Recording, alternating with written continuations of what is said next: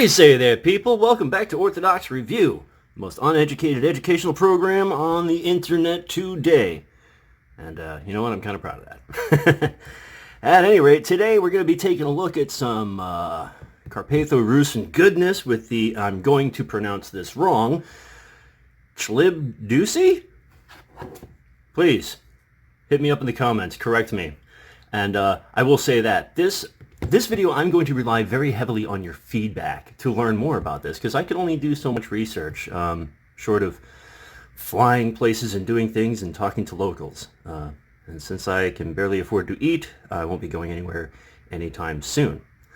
But before we get into the book, we have to do the usual. Patreon, it's a thing. PayPal tip jar, it too is a thing. Want the book? That's a thing that'll be in the links below. Also, there'll be a few other links there for friends of the show, products that I wholeheartedly believe in, and friends that do stuffs. Anyway, okay, now that that is out of the way, let's dig right into this book here. Okay, so this is a reproduction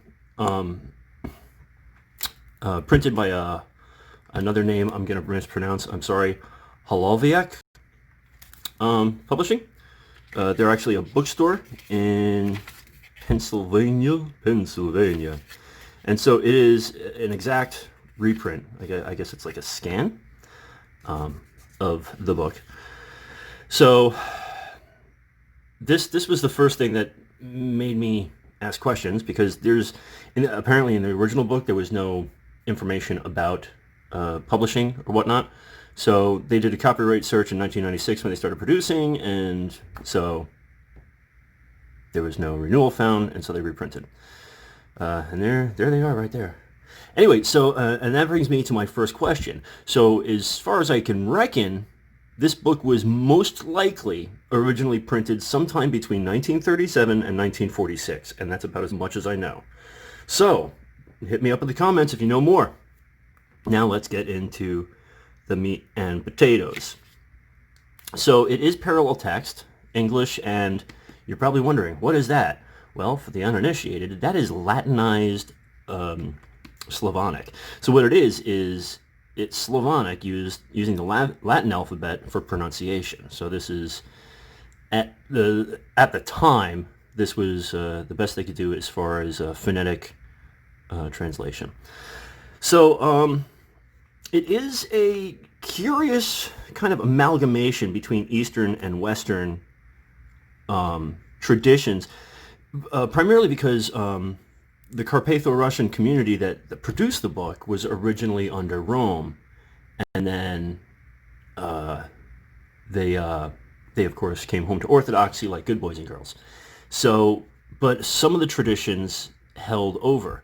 Now, Father Tom Soroka has mentioned that there were earlier iterations of this book that even were more heavily influenced by Rome. But this is the latest and final. So this is what we have to work with. Translations, much like in the Svit and some older books, tend to be a little different than what we're used to. Kondakia, Kondakia for Kontakia, Tropar, Prokeimen instead of the whole Prokeimenon, Paraklis instead of Paraklesis, I mean, just little things like that. But so let's get into the book, and my have I been making use of bookmarks lately. First off, in the daily prayers, which, like a couple of different books I've reviewed already, outside of morning and evening prayers, there's like a standard opening prayers, which would be, you know, the basic Trisagion prayers, the 50th Psalm, the Creed, and then in this case we have a prayer of forgiveness, and then once we get through all that, we have the usual morning prayers in a slightly truncated form. There's only 2 prayers outside of actually it's just 2 very long prayers. But then you have this hymn to the guardian angel, and this is the where we see the first Roman influence, because it's English metered, so it's rhymes. So interesting stuff there. Moving right along, also of note, the Divine Liturgy and prayers of the laity during the Divine Liturgy. Now this is interesting because in the Roman usage, the liturgy seems to be kind of a spectator sport. In some cases, the people aren't united in the prayers during the liturgy like they are with us in our divine liturgies in the Orthodox Church. So in this book, and I can speculate as to why these are. Maybe people didn't know what was going on or felt they needed to pray something else during the liturgy as well. So it actually has prayers that you can read during every section of the Divine Liturgy, which is interesting. I mean, they're neat prayers, don't get me wrong. It's just, I personally would like to know more about this tradition. So, there you go. Hit me up in the comments below. I want to learn. Teach me. Moving right along. Confession prayers, examination of conscience, all that sort of fun stuff that you find in a lot of the older prayer books. Prayer of an orphan, again, much like the Svit book. Now you got to remember, the communities that produced both this and the Svit are very similar to one another. Both Carpatho-Rusyn, it's just one was already Orthodox and one became Orthodox. So I compared the translations, and they're similar. But like I was told, the reason these prayers were included is because these came out of mining communities, and there were a lot of orphans who lost parents in the mines. So, pretty rad. This, if you're one of my Patreon supporters, will recognize, is a prayer for friends.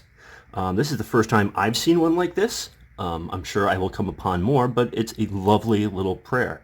If you'd like to know more about that, there is an episode about it on Patreon. Let's see here.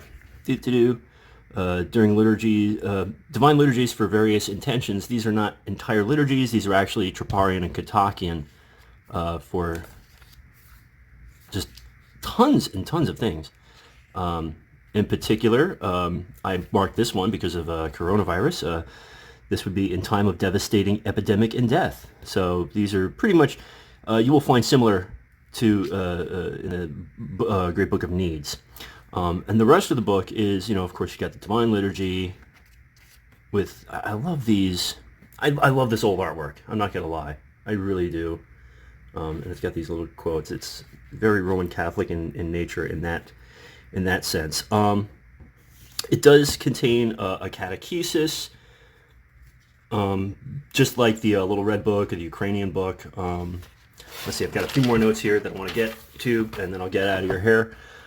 Prayers before confession, you get the prayer of a penitent, a complete examination that goes through the 12 commandments, the 5 commandments of the church, the 7 capital sins, the 6 sins against the Holy Spirit, the 9 sins by participation, and 4 sins which clamor unto heaven.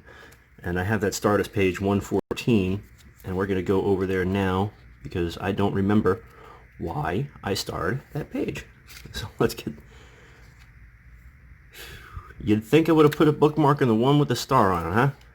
Okay, so the 4 sins which clamor unto heaven. Have I desired to take my life, commit suicide?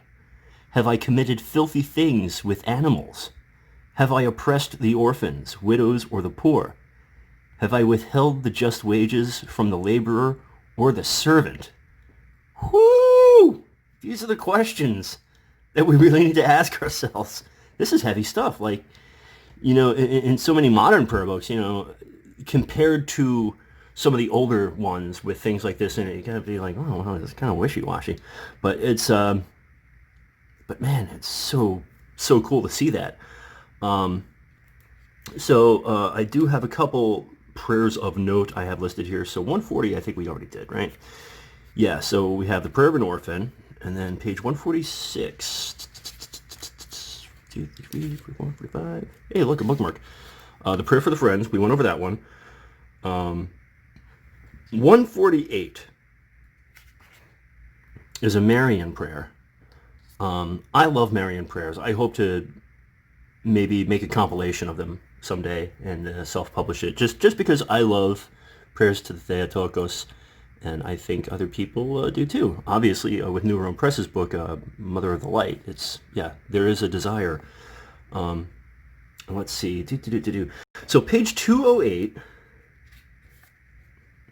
the Troparia and Catechesis, goes all the way to page 364.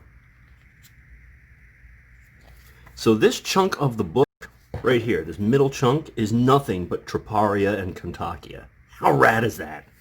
I haven't even read them all yet. I'm not gonna lie. So much. I mean, and for every season in the year, for everything you can think of, it's fantastic. And then on page 368,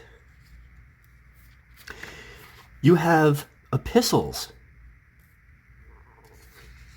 right out the Bible for any given day of the week, for the dead. It's pretty cool. And then of course, you know, you have the this is one of those examples of a earlier spelling, the Paraclus instead of Paraclesis. It's a language thing. If you know more than me, please hit me up in the comments. Teach me, teach me, teach me. And that's the full one too. That's not the little canon. That's the big one. Anyway, really, really rad little book. Not too expensive. I will say the binding, I am not... It's, you can see what I'm talking about. It's not the best binding in the world, but the pages are good. The typeset is surprisingly clear for a facsimile. I like this. I love tiny prayer books. I love little prayer books like this. I think they're charming and they're adorable. But anyway, so if you're into the whole Carpatho-Rusyn thing and you haven't picked up this tiny little guy, click on the link below and go buy yourself a copy. At any rate, we're going to leave that one for today. We are going to do an episode upcoming where we take this book and the Svit and put them side by side and go over the similarities and differences, because I think that's really cool, that the little modern American Carpatho-Rusyn Orthodox history there. And hopefully, with y'all's help and maybe the help of a few other people, I'll have a little bit more information to work with. At any rate, thank you so much for sticking around and listening to my inane ramblings.